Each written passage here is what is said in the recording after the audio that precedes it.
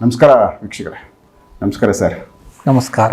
So Krishna Prabhakar ಅವರು ಕೆಲವೊಂದಷ್ಟು spiritual ವಿಚಾರಗಳನ್ನ, ಮಂತ್ರ ಸಾಧನೆಗಳ ಬಗ್ಗೆ ಮತ್ತು ಅವರದೇ ಆದ ಒಂದಷ್ಟು ಬೇರೆ ಬೇರೆ ವಿಚಾರಗಳನ್ನ ಲಾಸ್ಟ್ ವಿಡಿಯೋಗಳಲ್ಲಿ ಮಾತಾಡವ್ರೆ. ಸ್ಪೆಷಲಿ ಒಂದು ಮನೆಯಲ್ಲಿ ನಾವು ವಾಸ ಮಾಡಬೇಕಾದ್ರೆ ಮನೆ ಆಯಾಪಾಯ ಆಗ್ಬೋದು, ಒಂದು ವಾಸ್ತು ವಿಚಾರ ಆಗ್ಬೋದು, ಅದು ಸರಿಯಾಗಿದ್ದರೆ ಅಲ್ಲಿ ವಾಸ ಮಾಡೋರಿಗೆ ಎಲ್ಲ ರೀತಿ ಯೋಗ್ಯತೆಗಳಿರ್ತವೆ, ಒಂದು ಅನುಕೂಲ ಆಗುತ್ತೆ, ಆರೋಗ್ಯ ಎಲ್ಲದರಲ್ಲೂ ಅನುಕೂಲ ಆಗುತ್ತೆ.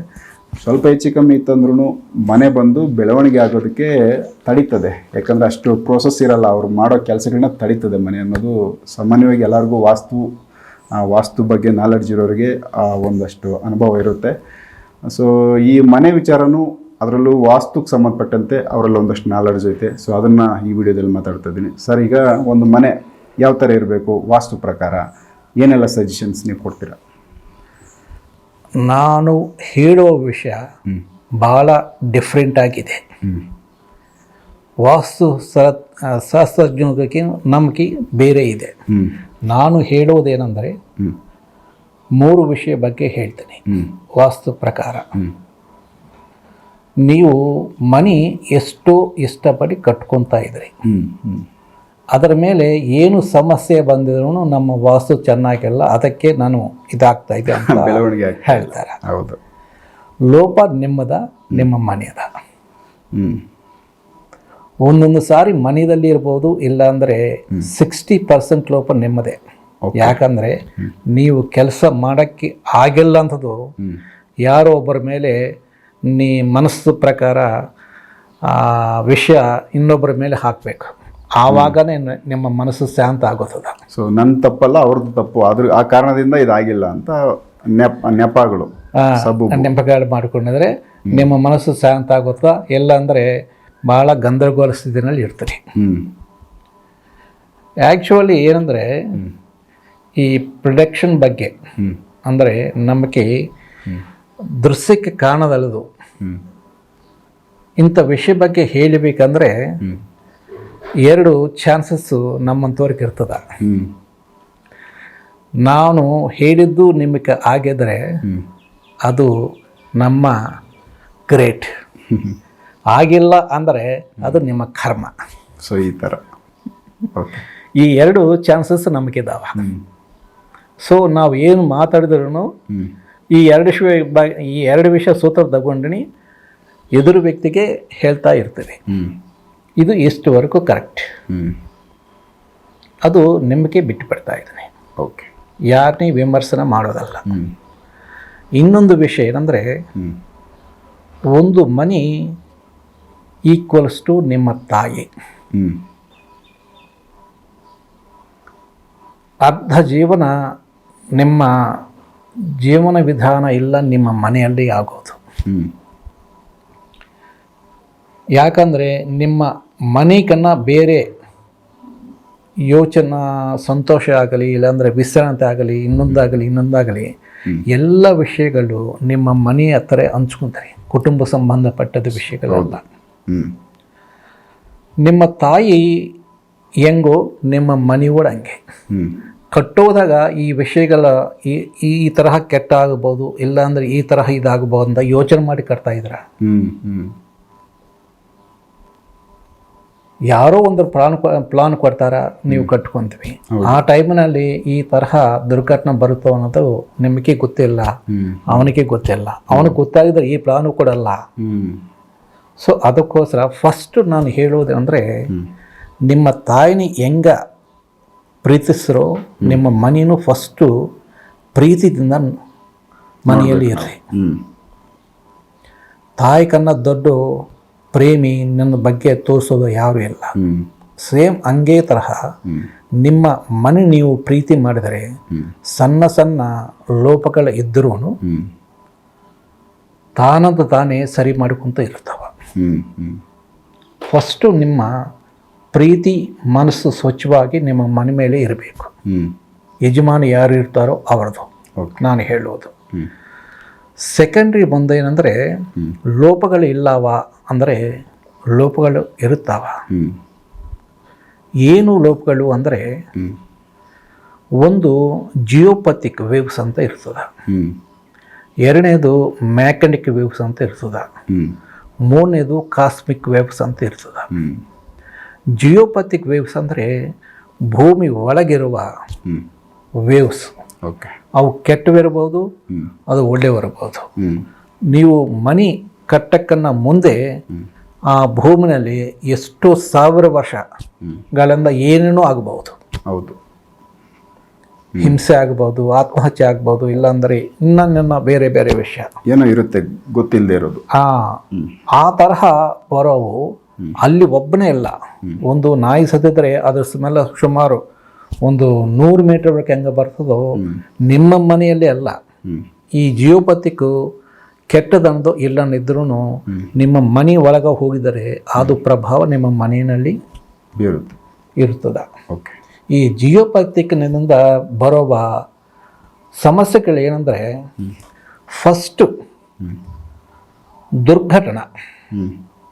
ಅಂದರೆ ಸಂಪೂರ್ಣ ಜೀವನ ಮಾಡೋಕ್ಕಾಗಲ್ಲ. ಮ್ಯಾಕ್ಸಿಮಮ್ ಅರ್ಧ ಜೀವನಕ್ಕೆ ಆಕ್ಸಿಡೆಂಟ್ ರೂಪನ, ರೋಗ ರೂಪನ ಈ ತರಹ ಹೋಗಿಬಿಡ್ತಾ ಇರೋದು. ಇದು ಜಿಯೋಪಥಿಕ್ ಸಂಬಂಧಪಟ್ಟಿದ್ದು ದೋಷಗಳು. Next magnetic waves. ಇದು ಭೂಮಿ ಮೇಲೆ ಇರೋದು, ಮನೆ ಕೆಳಗ ಇರೋದು ಮ್ಯಾಗ್ನೆಟಿಕ್ ವೇವ್ಸು. ಈ ವೇವ್ಸು ನೋಡ್ಕೋಬೇಕಾಗಿದೆ ಹೆಂಗಿದೆಯಾ ಏನು ಅಂತ. ಈ ವೇವ್ಸಿಂದ ಬರುವ ವಿಶೇಷ ಏನಂದರೆ, ಮನೆಯಲ್ಲಿ ಮಕ್ಕಳು ಸರಿಗಿರಲ್ಲ, ಅವರಿಗೆ ಮದುವಾಗೋದಲ್ಲ. ಈ ಮನೆಯಲ್ಲಿ ನಡೆಸಬೇಕಂದ್ರೆ ಬೇಕಾಗದಂಥ ಸಂಪಾದನೆ ಬರೋದಲ್ಲ. ಖರ್ಚು ಜಾಸ್ತಿ, ಸಂಪಾದನೆ ಕಮ್ಮಿ ಇರ್ತದೆ. ಇಂಥ ವಿಷಯಗಳು ಭಾಳ ಮ್ಯಾಗ್ನೆಟಿಕ್ ವೇವ್ಸಿಂದ ನಿಮಗೆ ಬರುತ್ತವೆ. ಈಗ ಕಾಸ್ಮಿಕ್ ವೇವ್ಸ್ ಇರ್ತದೆ. ಭಾಳ ಮಂದಿ ಇವರು ಮರಣ ಅನಂತರ ಅಲ್ಲೇ ನಿವಾಸ ಮಾಡ್ತಾರೆ. ಆ ಮನೆ ಮೇಲೆ ತಿರುಗಾಡ್ದು ಹಿಂಗೆ ಇರ್ತಾರೆ ಆತ್ಮಗಳು. ಯಾಕೆ ತಿರುಗಾಡ್ತಾವಂದರೆ ಅವಿ ಜೀವಂತ ಇರೋದಾಗ ತೃಪ್ತಿ ಆಗಲ್ಲ. ಆ ಜೀವನ ಅತೃಪ್ತಿ ಆತ್ಮ, ಅದಕ್ಕೋಸ್ಕರ ಎಲ್ಲ ತಿರುಗಾಡ್ತಾ ಇರ್ತಾವ. ಮತ್ತು ದೇವತೆಗಳೇ ಬರಬೇಕಂದ್ರೆ ಇವು ಇರಬಾರ್ದು. ಸೊ ದೇವತೆ ಅಂದರೆ ಕಾಸ್ಮಿಕ್ ಎನರ್ಜಿ. ಆ ಎನರ್ಜಿ ಫ್ಲೋ ಆಗಬೇಕಂದ್ರೆ ಕೆಳಗಿರುವ ಆ ಕೆಟ್ಟದನ್ನು ಹೋಗಬೇಕು. ಇದರಿಂದ ಏನಂದರೆ ಮಕ್ಕಳು ಸರಿಯಾಗಿ ಹುಟ್ಟೋದಲ್ಲ. ಮಾನಸಿಕವಾಗಿ, ಶಾರೀರಿಕವಾಗಿ ಇಂಥ ಲೋಪಗಳಾಗಿ ಹುಡ್ತಾ ಇರ್ತಾರೆ. ಅವರ ಜೀವನ ಶೈಲಿ ಸರಿಗೂ ಇರಲ್ಲ. ಅನಂತರ ಈ ತಂದೆ ತಾಯಿ ನನ್ನ ಮಕ್ಕಳು ಏನಾಗಬೇಕು అని ಯೋಚನೆ ಮಾಡ್ತಾರೋ ಅದು ಆಗೋದಲ್ಲ. ಇಂಥ ವಿಷಯಗಳು ಏನಂದರೆ ಈ 3 ವೇವ್ಸಿಂದ ಆಗ್ತಾ ಇರ್ತಾವೆ. ಸೊ ನಾನು ಹೇಳುವುದೇನೆಂದರೆ, ನನ್ನ ಪರೀಕ್ಷೆ ಪ್ರಕಾರ ಭಾಳ ಮನೆಗಳ ನಾನು ನೋಡಿ ಸರಿ ಮಾಡಿದ್ದೀನಿ. ಅದರಲ್ಲಿ ನನಗೆ ಗೊತ್ತಾಗಿನ ವಿಷಯ ಏನಂದರೆ, ನಿಮ್ಮ ಮನಿ ಈಕ್ವಲ್ಸ್ ಟು ನಿಮ್ಮ ದೇಹ. ಓಕೆ. ಅದರಲ್ಲಿ ಏನು ಚಕ್ರಗಳಿದಾವೋ 6 ಚಕ್ರಗಳು ನಿಮ್ಮ ಸಿಂಹದ್ವಾರದಿಂದ ಇರುತ್ತವೆ. ಒಂದೊಂದು ಚಕ್ರಕ್ಕೆ ಒಂದೊಂದು ವಿಶೇಷತೆ, ಒಂದೊಂದು ದುರ್ಬಲತೆ ಇರುತ್ತದೆ. ಅದೇ ನೋಡಿ ಎಲ್ಲಿ ಮ್ಯಾಗ್ನೆಟಿಕ್ ವೇವ್ಸು, ಎಲ್ಲಿ ಜಿಯೋಪಥಿಕ್ ವೇವ್ಸು, ಎಲ್ಲಿ ಕಾಸ್ಮಿಕ್ ವೇವ್ಸು ಪ್ರಸಾರ ಆಗಬೇಕು ಅನ್ನೋದು ಆ ಸ್ಥಳದಲ್ಲಿ ನೋಡಿ ಅದಕ್ಕೆ ತಕ್ಕ ಒಂದೊಂದು ಚಕ್ರಕ್ಕೆ ಒಂದು ಬೀಜಾಕ್ಷರ ಇರ್ತದೆ, ಒಂದು ಪ್ರಾಣಶಕ್ತಿ ಇರುವ ಅಕ್ಷರ ಇರ್ತದೆ. ಇವು ಮಾಡಿ ಅಲ್ಲಿ ಕುಂದಿರಿಸಿ, ಅಂದರೆ ನಾನಲ್ಲ, ಆ ಯಜಮಾನಿ ಅದು ಪ್ರಾರ್ಥನೆ ಮಾಡ್ತು, ಸ್ವಲ್ಪ ಅಗರಬತ್ತು ಇಲ್ಲಾಂದರೆ ದೀಪಾರಾಧನೆ ಮಾಡ್ತಾ ಇದ್ದಂದರೆ ಆ ದೋಷಗಳು 100% ಕ್ಲಿಯರ್ ಆಗುತ್ತದೆ. ಇದಕ್ಕೆ ಒಂದು ವಿಶೇಷ ಬಗ್ಗೆ ಹೇಳ್ತೀನಿ. ಟೈಮ್ ಇದೆಯಾ? ಇದೆ. ಗೌರಿಬಿದನೂರಿನಲ್ಲಿ ಒಂದು ಕೇಸ್ ಬಂದಿದೆ. ಏನಂದರೆ, ಒಬ್ಬರು ಜೀವನದಲ್ಲಿ ಒಂದು ಒಳ್ಳೆ ಮನೆ ಕಟ್ಕೋಬೇಕಂತ ಆಸೆ ಇದೆ. ಅವ್ರಿಗೆ ಗಂಡನ ಬಿಟ್ಟು ಮಗಳು ಇದೆ. ಓಕೆ. ಆ ಮಗಳು ನಂಬರ್ 1 ಓದಿ ಒಳ್ಳೆ ಜಾಬ್ನಲ್ಲಿದೆ. ಇದ್ದಾಗ ಇವರು ಬಂದು ತಮ್ಮ ಹೊಲದಲ್ಲಿ ಒಂದು ಸುಂದರವಾದ ಮನೆ ಕಟ್ಕೊಂಡಾರೆ. ಅದರಲ್ಲಿ 2 ವರ್ಷ ಕೂಡ ಆಗಿಲ್ಲ. ಒಂದು ದಿನ ಆ ಮಗಳು ಬಂದಾಗ ಟ್ರಾಕ್ಟರ್ ಆಕ್ಸಿಡೆಂಟ್ ಆಗಿ ಸತ್ತೋಗಿತ್ತು. ದೇವರು ನನಗೆ ಭಾಳ ಅನ್ಯಾಯ ಮಾಡ್ಯಾನ, ನಾನು ಬದುಕುವುದು ಎದಕ್ಕೆ ಅಂತ ಆ ಅಮ್ಮ ತಿನ್ನೋದು ಬಿಟ್ಟು ನಾನು ಸಾಯ್ತೇನೆ ಅಂತ ಹೇಳ್ತಾ ಇದ್ರು. ಇದ್ರ ಒಳಗೆ ಭಾಳ ಮಂದಿ ಆ ಮನೆ ತಗೋಬೇಕು ಅಂತ, ಮತ್ತು ಈ ಅಮ್ಮ ಸತ್ತಿದ್ರೆ ಇನ್ನೊಂದು ಆಸ್ತಿ ಇನ್ನೊಬ್ಬರಿಗೆ ಇಬ್ಬರಿಗೆ ಈ ತರಹ ಯೋಚನೆಗಳು ಮಾಡಿ ಆ ಮನೆ ತೆಗಿಬೇಕು, ಆ ಪೂಜೆ ಮಾಡಬೇಕು, ಇದು ಮಾಡಬೇಕು ಅಂತ ಹೇಳ್ತಾ ಇದ್ರು. ಆ ಅಮ್ಮಕ್ಕೆ ಹೆಂಗೋ ಏನು ನನ್ನ ಹತ್ರ ಬಂದಿದೆ. ಸರಿ, ನಿಮ್ಮ ಮನೆಗೆ ಬಂದು ನಾನು ಸರಿ ಮಾಡ್ತಾ ಅಂತ ಮಾತು ಕೊಟ್ಟಿದ್ದೀನಿ. ಹೋಗಿ ನೋಡಿದ್ದೀನಿ, ಈ ಮನೆಯಲ್ಲಿ ಇಷ್ಟು ಗೋಡ ಇಂಚು ಗೋಡ ಕೆಡಿಸೋದು ಬೇಕಾಗಿಲ್ಲಮ್ಮ. ಒಂದು ಪ್ರದೇಶನಲ್ಲಿ ನೀವು ಕುಂದ್ರಿ ಧ್ಯಾನ ಮಾಡು, ಇದೇ ನಿನ್ನ ಸುತ್ತ ರಕ್ಷಣೆ ಮಾಡ್ತದ ಅಂತ ಹೇಳಿದಾಗ ಇನ್ನೊಂದು ವಾರಕ್ಕೆ ಸಾಯ್ತದ ಅನ್ನಂತ ಆ ಅಮ್ಮ ಯಾರು ಮಾಟ ಕೇಳಿದ ನಾನು ಏನು ಹೇಳಿದ್ದು ಅದು ಮಾಡಿದೆ. ಎಷ್ಟೋ ಸುಂದರವಾಗಿ ಜೀವನ ಮಾಡ್ತಾ ಇದೆ. ಎಕ್ಸಾಂಪಲ್ ಇವರಿಗೆ ಫೋನ್ ಮಾಡಿ ತಿಳಿಸಿದ್ದೀನಿ. ಅವರು ಕೂಡ ಕ್ಲಾಸ್ಗೆ ಬರ್ತಾರೆ, ಕೇಳಮ್ಮ ಒಂದು ಸಾರಿ ಅಂತ. ಸೊ ಈ ಥರ ಅಂದರೆ ವಾಸ್ತು ಏನೇ ಹೆಚ್ಚು ಕಮ್ಮಿ ಆಗಿದ್ರು ಮನೆ ಒಳಗಡೆ ನೆಗೆಟಿವ್ ಫ್ಲೋ ಎಲ್ಲಿರುತ್ತೆ ಅದನ್ನು ಕಂಟ್ರೋಲ್ ಮಾಡ್ಕೊಳೋದು, ಇಲ್ಲ ಧ್ಯಾನದಲ್ಲೇ ಸರಿ ಮಾಡ್ಕೊಳ್ಳೋಕೆ ಸಾಧ್ಯನಾ, ಇಲ್ಲ ಅದಕ್ಕೆ ಸ್ಪೆಷಲ್ ಬೇರೆ ಪ್ರೊಟೆಕ್ಷನ್ ಏನಾರ ಮಾಡಿ ಕೊಡ್ತೀರಾ? ಸರ್, ಆ್ಯಕ್ಚುಲಿ ಪ್ರೊಟೆಕ್ಷನ್ ಮಾಡೋದಕ್ಕೆ ಕೊಟ್ಟು ಸಮಯದಾಗ ಬಂದಾಗ ಮಾತ್ರ ಒಂದೊಂದು ಸಾರಿ ಭಾಳ ದೃಢವಾದ ಶಕ್ತಿಗಳಿರ್ತಾವೆ. ಆ ದೃಢ ಶಕ್ತಿ ಹೋಗಬೇಕಂದ್ರೆ ಒಂದು ಸಣ್ಣ ಹೋಮನೋ ಇಲ್ಲಾಂದರೆ ಇನ್ನೂ ಸಣ್ಣ ಸಣ್ಣ ಕ್ರಿಯೆಗಳಿದ್ದಾವೆ. ಆ ಮನೆ ನೋಡಿದ್ರೇ ಅದು ಏನಂತ ಗೊತ್ತಾಗುತ್ತೆ. ಫಸ್ಟ್ ವೇವ್ಸ್ ಬಗ್ಗೆ ಗೊತ್ತಾಗಬೇಕು. ಆ ವೇವ್ಸ್ ಹೆಂಗೆ ನೋಡಬೇಕು ಏನನ್ನೋದು ಆ ಮನೆ ನೋಡಿದ್ರೆ ತಕ್ಷಣ ಗೊತ್ತಾಗುತ್ತದೆ ಎಲ್ಲಿ ಇದೆ, ಆ ಯಜಮಾನ್ದು ಹೆಂಗಿದೆ ಅನ್ನೋದು. ಆ ನೆಕ್ಸ್ಟ್ ಏನಂದರೆ, ನನ್ನ ಉದ್ದೇಶ ಮನೆ ಎಷ್ಟೋ ಇಷ್ಟಪಟ್ಟು ಕಷ್ಟಪಡಿದ್ರೆ 1 ಇಂಚು ಕೂಡ ಚೇಂಜ್ ಮಾಡ್ಕೋಬಾರ್ದು. ಅದೇ ತೆಗಿ ಇದು ತೆಗಿ ಅಂತ ಹೇಳ್ಬಾರ್ದು. ಸ್ವಲ್ಪ ಲೇಟ್ ಆಗ್ಬೋದು, ಬಟ್ ನಿಮ್ಮ ಧ್ಯಾನದಿಂದ ನಿಮ್ಮ ಕ್ರಿಯಾಶಕ್ತಿಯಿಂದ ನಿಮಗೆ ಅನುಕೂಲವಾಗುತ್ತೆ ಅನ್ನೋದು ನಾನು 100% ಹೇಳ್ತೀನಿ. ನೀವು ಯಾವ ಸಮಸ್ಯೆದಿಂದ ನನಗೆ ಈ ಮನೆ ಸರಿಗಿಲ್ಲ ಅನ್ಕೊಂತೀರೋ ಅದೇ ಸಮಸ್ಯೆ ಕ್ಲಿಯರ್ ಆಗುತ್ತೆ ಸ್ವಲ್ಪ ದಿನದಲ್ಲೇ. ಸೊ ಇದು ಸಾಧ್ಯ. ಬಟ್ ಅವ್ರು ನೀವು ಕೊಡೋ ಒಂದು ಮಂತ್ರ ಆಗ್ಬೋದು, ಇಲ್ಲ ಏನು ಪೊಸಿಷನ್ ವಿಶೇಷ ಆಗ್ಬೋದು, ಫಾಲೋ ಮಾಡಬೇಕು. ಅವ್ರಿಗೆ ಗೊತ್ತಾಗುತ್ತೆ, ಅವರೇ ಮಾಡ್ಕೋರಿ, ಭಾಳ ಚೆನ್ನಾಗಿರ್ತದೆ. ಅವರ ಕ್ರಿಯೆ ಅವರೇ ಮಾಡ್ಕೊಂಡಿದ್ರೆ ಭಾಳ ಚೆನ್ನಾಗಿರ್ತದೆ. ನಾನು ಯಾವಾಗಲೂ ಇರೋಕ್ಕಾಗಲ್ಲ. ಲೈಫ್ ಟೈಮ್ ಇದು ಲೈಫ್ ಟೈಮ್ ಹೆಲ್ಪ್ ಆಗುತ್ತೆ. ಹೌದು ರೀ. ಲೈಫ್ ಟೈಮ್ ಅಂದರೆ ನಾನು ಹೇಳುವುದೇನೆಂದರೆ, ಅವರ ಮನಸ್ಸಿನಲ್ಲಿ ಕೆಟ್ಟ ಬಂದಿದ್ರೆ ಮತ್ತೆ ಬರ್ಬೋದು ಇವೆಲ್ಲ. ನನಗೆ ಈ ಸಮಸ್ಯೆ ಹೋಗಬೇಕು ಅನ್ನೋದು ನಿರ್ಲಕ್ಷ್ಯ ಮಾಡಿದ್ರೆ ಮತ್ತೆ ಬರ್ಬೋದು.